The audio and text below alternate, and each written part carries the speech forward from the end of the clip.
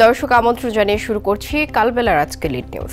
আমাদের আজকে লিড নিউজের শিরোনাম, চিকিৎসা যন্ত্র সচল কিনা জানতে খরচ হবে 29 কোটি টাকা। প্রতিবেদনটি করেছেন রাশেদ রাব্বি, সঙ্গে রয়েছে আমি মারিয়া বিনতে ইলিয়াস। এবার জানাবো বিস্তারিত। দেশের স্বাস্থ্যসেবা প্রতিষ্ঠানগুলোর ভারী যন্ত্রপাতি সচল আছে কিনা তা জানতে একটি সফটওয়্যার ব্যবহারের পরিকল্পনা করছে স্বাস্থ্য ও পরিবার কল্যাণ মন্ত্রণালয়। এতে ব্যয় হবে 29 কোটি টাকা। আগেও প্রায় সমপরিমাণ ব্যয় বিদেশি অর্থায়নে এ ধরনের সফটওয়্যার সংযুক্ত ছিল, কিন্তু সেটির যথাযথ ব্যবহার কখনো হয়নি। নতুন সফটওয়্যারটি সংযুক্ত করতে গিয়ে পুরনোটি অকার্যকর করে দেওয়া হয়েছে। এখন যে কোনো ব্র্যান্ডের পুরাতন এসি বদলে নতুন ওয়ালটন এসিতে উপভোগ করুন 25% ছাড়। তবে এই ধরনের ব্যয়বহুল প্রযুক্তি আদৌ কার্যকর হবে কিনা তা নিয়ে সংশয়ে রয়েছেন সংশ্লিষ্ট কর্মকর্তারা। তারা জানান, আগে USAID একটি সফটওয়্যার তৈরি করে দিয়েছিল। আমদানিকৃত প্রতিটি যন্ত্রে QR কোড লাগালে সেটির আপডেট তথ্য পাওয়া যেত। সেন্ট্রাল মেডিকেল স্টোরস ডিপোর দায়িত্বে থাকলেও কাজটি বাস্তবায়ন হয়নি। যন্ত্র বিকল হওয়ার তথ্য জানা গেলেও national electromedical equipment maintenance workshop and training centre তা গুরুত্ব সহকারে বিবেচনায় নেয়নি।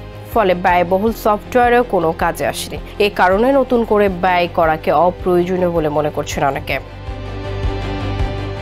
স্বাস্থ্য অধিদপ্তরের এক কর্মকর্তা জানান, 2025-16 অর্থ বছরে USAID অ্যাসেট ম্যানেজমেন্ট সিস্টেম তৈরি করে দেয়। এতে 40টির বেশি জেলা যুক্ত করা হয়। অ্যাসেট ম্যানেজমেন্ট সিস্টেমের DLI সফলভাবে সম্পন্ন হয়। সফটওয়্যারটি স্বাস্থ্য অধিদপ্তরে হস্তান্তরও করা হয়েছিল, যাতে প্রয়োজন অনুযায়ী পরিবর্তন, সংযোজন বা বিয়োজন করা যায়। জানা গেছে, চলতি বছরের 18 অগাস্ট স্বাস্থ্য ও পরিবার কল্যাণ মন্ত্রণালয় নিমিউ অ্যান্ড টিসির চিফ টেকনিক্যাল ম্যানেজারকে একটি চিঠি দেয়।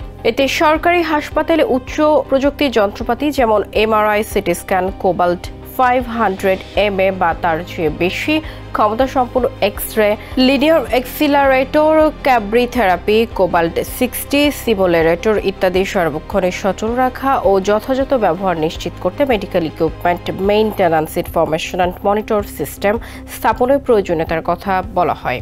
জেলার সদর হাসপাতাল, বিশেষায়িত হাসপাতাল এবং মেডিকেল কলেজ হাসপাতালগুলোয় এই সিস্টেম বাস্তবায়নের নির্দেশ দেওয়া হয়। এর আগে নিমিউ অ্যান্ড টিসির পক্ষ থেকে সফটওয়্যারটি তৈরি ও স্থাপনের ব্যয় ধরা হয়েছিল 20,58,56,950 টাকা। পরে মন্ত্রণালয়ের নির্দেশে ব্যয় বৃদ্ধি পেয়ে দাঁড়ায় 29 কোটি টাকায়। সংশ্লিষ্ট প্রকৌশলরা জানান, এই ধরনের প্রযুক্তি সম্পন্ন একটি ব্যবস্থাপনায় সর্বোচ্চ 8 থেকে 10 কোটি টাকা ব্যয় যৌক্তিক। নিমিউর প্রস্তাবিত 20 কোটি টাকাও তুলনামূলক বেশি ছিল, কিন্তু অজানা কারণে সেটি 29 কোটিতে উন্নীত হয়েছে। মন্ত্রণালয়ের উচ্চ পর্যায়ের কিছু কর্মকর্তা সম্পৃক্ততা থাকতে পারে বলেও মনে করা হচ্ছে। জানা গেছে, এ পদ্ধতিতে নেটওয়ার্কের মাধ্যমে ক্লাউড স্টোরেজ থেকে প্রতিটি হাসপাতালের যন্ত্রপাতি একটি ম্যানেজেবল সুইচ দিয়ে ইন্টারনেটের সঙ্গে যুক্ত থাকবে।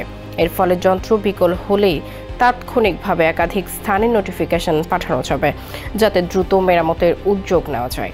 কিন্তু দেশে 15টি উচ্চ প্রযুক্তির যন্ত্র থাকলেও মাত্র 7টি CMC করা হয়েছে।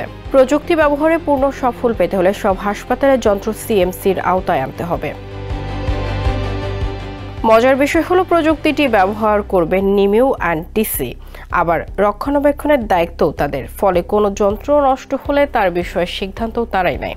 সংশ্লিষ্টরা জানায়, এই প্রযুক্তির মাধ্যমে নির্দিষ্ট যন্ত্র বিকল হলে নোটিফিকেশন পাওয়া যাবে। ইউরোপের 6টি দেশে এটি ব্যবহার হয়, কারণ সেখানে স্বাস্থ্য খাতের সব যন্ত্রই লাইফ টাইম CMCর আওতায় থাকে। কিন্তু বাংলাদেশে বেশিরভাগ যন্ত্রেই CMC নেই। ওয়ারেন্টি মেয়াদ শেষ হলে প্রযুক্তির কার্যকারিতা সীমিত হয়ে পড়ে, কারণ মেরামতের দায়িত্ব নিমিউ অ্যান্ড টিসির। তারা আরও বলেন, চলতি বছরের ডিসেম্বরের মধ্যে প্রথম পর্যায়ে দেশের 114টি সরকারি হাসপাতালে 300টি যন্ত্রপাতিতে medical equipment maintenance information and monitoring সিস্টেমের আওতায় আনা হবে।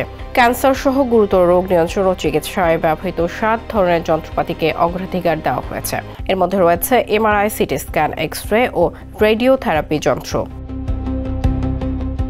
বর্তমানে দেশের প্রায় 700 সরকারি হাসপাতালে যন্ত্রপাতি রক্ষণাবেক্ষণ ও মেরামতের দায়িত্বে রয়েছে সরকারি প্রতিষ্ঠান নিমিউ অ্যান্ড টিসি। প্রতিষ্ঠানটির তথ্য মতে বর্তমানে 5 শতাধিক যন্ত্রপাতি মেরামতের আবেদন ঝুলে আছে। এর মধ্যে উচ্চ প্রযুক্তির যন্ত্র রয়েছে, তবে প্রকৃত সংখ্যাটি আরও বেশি হতে পারে, কারণ অনেক হাসপাতালে আবেদন পৌঁছাতেই বিলম্ব হয়। এ বিষয়ে নিউএনটিসির chief technical manager Jayanta Kumar Mukhopadhyay বলেন, 415টি যন্ত্র মেরামতের জন্য টেন্ডার আহ্বান করা হয়েছে এবং বাকি যন্ত্রগুলোর সমস্যা চিহ্নিত করতে পরিদর্শন চলছে। জনবল স্বল্পতার কারণে পুরো প্রক্রিয়ায় সময় বেশি লাগছে, কারণ 95টি পদের মধ্যে 58টি শূন্য রয়েছে। 19 জন সহকারী প্রকৌশলী সহ মোট 55 জন কর্মী নিয়োগের প্রক্রিয়া চলছে। স্বাস্থ্যসেবা বিভাগ 18 অগাস্ট নিউএনটিসিকে চিঠি দিয়ে সরকারি হাসপাতালে চিকিৎসা সরঞ্জাম মনিটরিং এর জন্য একটি সিস্টেম প্রস্তুতের নির্দেশ দেয়। এ বিষয়ে জানতে চাইলে স্বাস্থ্য ও পরিবার কল্যাণ মন্ত্রণালয়ের সচিব মোহাম্মদ সাইদুর রহমান বলেন, আগে এ ধরনের কোনো সফটওয়্যার ছিল কিনা আমার জানা নেই, তবে অর্থ মন্ত্রণালয় থেকে প্রয়োজনীয় অর্থ বরাদ্দ না পাওয়ায় এখনও সফটওয়্যারটি স্বাস্থ্য বিভাগের যন্ত্রে স্থাপন করা সম্ভব হয়নি। দর্শক, কালবেলা লিড নিউজ আজ এ পর্যন্তই।